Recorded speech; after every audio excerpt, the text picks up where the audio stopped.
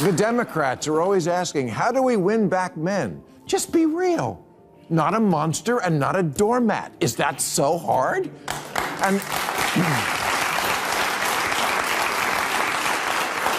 And as far as the last 10,000 years thing, well, who invented the wheel and figured out fire? I don't know. No one knows. Totally could have been a woman. And women throughout history undoubtedly would have contributed more if men had taken them more seriously, like those African-American math whizzes at NASA who helped put a man on the moon. But can't the pendulum ever land in the middle in this country? Can't we have something in between a complete who dares not open his mouth for fear of mansplaining and owning a tiger? It seems Bill Maher's feud with Hollywood is far from finished.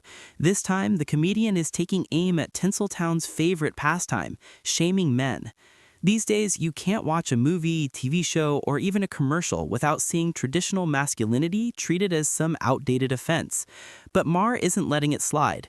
In a recent episode of his show, he blasted Hollywood elites for their distorted portrayal of manhood, and he did it with his trademark mix of humor and brutal honesty. Buckle up, because this one's going to sting.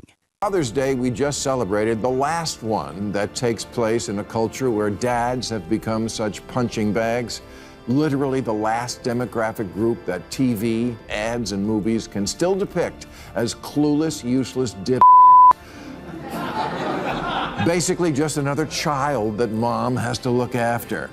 Every sitcom is, tonight on ABC, Larry burns down the house. And the tagline in the commercial for every household product is basically, because your husband is a moron. Moving in together. It's a big step. A test. A test that Jeff failed miserably. We've all seen those infuriating commercials in sitcoms, the ones that make your blood boil. They almost always depict fathers as bumbling idiots, clueless, weak, and perpetually out of touch. The kind of man who can't even change a light bulb without his wife rolling her eyes or the kids mocking him. It's insulting, not only to men, but to the very idea of fatherhood.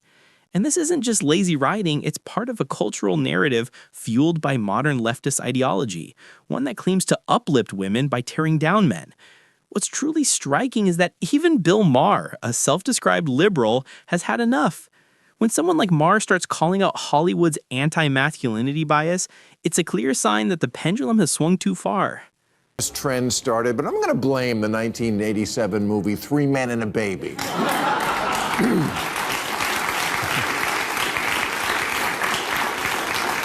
The premise of which is that three grown men can't manage to keep a baby alive. The same year gave us Married with Children, with its idiot shoe salesman of a father, followed by an endless parade of eye-roll, short-bus dads, Homer Simpson, Family Guy, Modern Family, Malcolm in the Middle, Everybody Loves Raymond, Home Improvement, according to Jim. And it's not just the old-school broadcast TV sitcoms. It's everywhere. It's highbrow streaming stuff, it's major motion pictures, it's minor motion pictures. It's in everything. And look, I know I don't have any kids. I made a different choice in life and decided to have money. This trend, I believe, started sometime in the 1980s, quietly passed through the 1990s, and still dominates our screens today in the 2020s.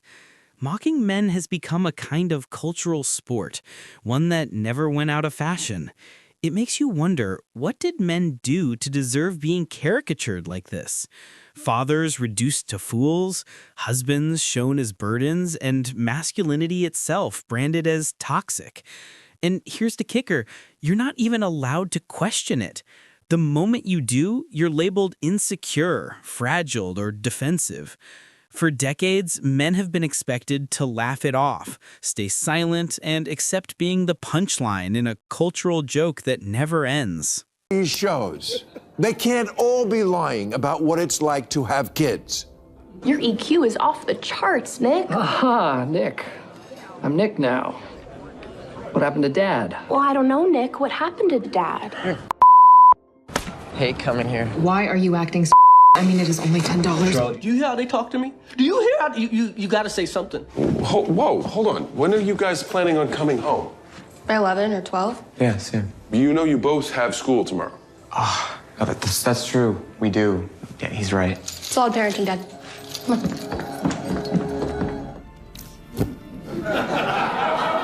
Equally troubling is how children are portrayed in modern films and sitcoms. They're not only depicted as smarter than their fathers, but often as insolent, disrespectful, and perpetually irritated with them. The father figure is reduced to a clueless buffoon, an obstacle who constantly embarrasses the family. And when a child does show affection, it's rarely sincere. It's often manipulation to get what they want.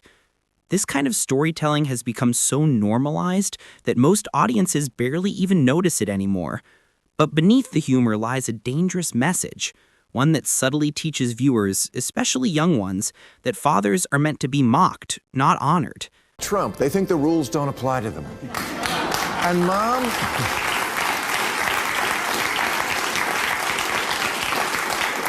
Mom is always the smart one, the good one. He's just lucky to be in her orbit. And I get it that this is a correction to centuries of women being deemed the weakest. But how long does the correction last? And when will men stop making me throw up in my mouth with the way they pander so nakedly? Ryan Gosling says, I think women are better than men. They're better than us. And Harry Styles' t-shirt agrees.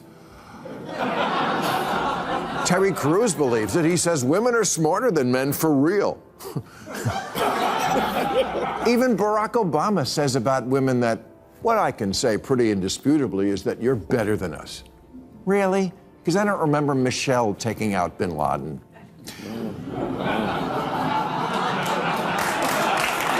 Maher is absolutely right. The amount of performative pandering by men today is enough to make anyone cringe. Of course, women are intelligent, capable, and deserving of respect. No one disputes that. But somewhere along the way, genuine admiration turned into performance art. You see it everywhere. Men bending over backward to appear woke, showering women with exaggerated praise that feels less like respect and more like desperation. What used to be love, care, and partnership has been replaced by hollow flattery meant to earn social approval. Ironically, this over-the-top praise feels patronizing, not empowering. Maher's point hits hard. When admiration loses authenticity, it stops being respect. It becomes manipulation disguised as virtue. Carol's quick human history recap. Men, we've been running the show since, what, 10,000 BC? Something like that? And we're not doing so good. Isn't it just time for women to run the planet? Yes, a sentiment Leonard Cohen concurs with, saying, I wish the women would hurry up and take over. Well, you know what? Many of them have. And it wasn't that different. Queen Mary burned 300 people at the stake just for being Protestant. Cleopatra, Catherine the Great, Golda Meir, Indira Gandhi, none of them were any less violent or hard than men. Hillary voted for the Iraq War. Marie Antoinette let them eat cake. That's completely true. Leadership, whether male or female, always comes with mistakes, pressure, and responsibility. It's not a matter of gender, it's the nature of power itself. Running a country or leading any major institution involves impossible choices, enormous stakes, and constant risk of failure. To assume that women would automatically govern better just because they're women is naive and dangerous. Competence, not chromosomes, should decide who leads.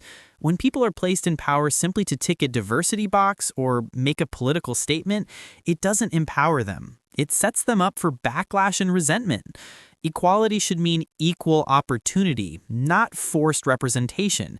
True leadership isn't about gender. It's about vision, wisdom, and the courage to make tough decisions. Being historically naive, this cringy pandering is why teenage boys flock to jerks like Andrew Tate. Now, if you don't know who he is, your teenage son does. He's an accused turned influencer whose videos get billions of views, where he says things like women should bear responsibility for being. Yes, he's a huge and your kid thinks he's cool. Because that's the choice of role models that an American teenage boy has, either performative or the manosphere. Maher makes another powerful point here. This excessive pandering to womanhood has created a generation of confused young men who no longer know what masculinity even means. Many teenage boys are growing up without strong male role models, no one to teach them strength, discipline, or integrity. The few public figures they see often seem more interested in appeasing women than standing for anything real. As a result, these boys turn to online influencers who sell them distorted, toxic versions of manhood. It's a crisis of identity born from cultural imbalance. When society constantly tells young men that masculinity is dangerous or outdated, they'll look elsewhere for validation, even if it means following the loudest, most misguided voices online. Ever land in the middle in this country? Can't we have something in between a complete who dares not open his mouth for fear of mansplaining and owning a tiger?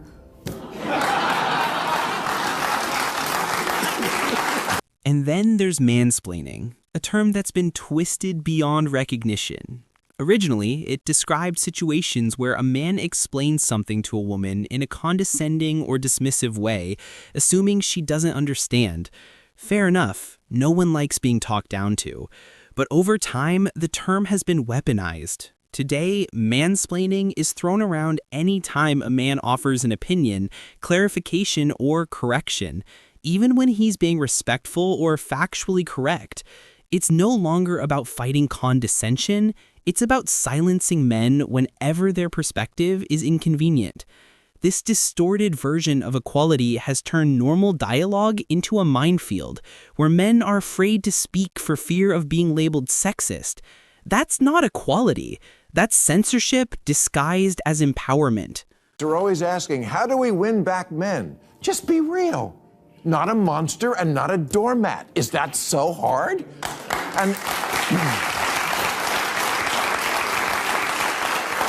And as far as the last 10,000 years thing, well, who invented the wheel and figured out fire? I don't know. No one knows. Totally could have been a woman. And women throughout history undoubtedly would have contributed more if men had taken them more seriously, like those African-American math whizzes at NASA who helped put a man on the moon. But finally, those who claim that women are inherently smarter than men aren't dealing with science. They're pushing ideology. No one is denying that women are brilliant, capable, and successful, but celebrating women's achievements doesn't require diminishing men. Somewhere along the line, empowerment turned into a competition, as if one gender's success must come at the other's expense. That's not progress. That's insecurity dressed up as enlightenment. The truth is, intelligence isn't determined by gender. It's shaped by opportunity, experience, and individuality. We can uplift women without rewriting biology or dismissing men as obsolete. Real equality means mutual respect, not one side trying to prove superiority over the other. Tend my fellow humans with the who are so down on yourselves that your convenient, pleasant, cushy lives would be anything close to that without a few little things that men did contribute, like electricity and batteries and movies, microphones, the plow.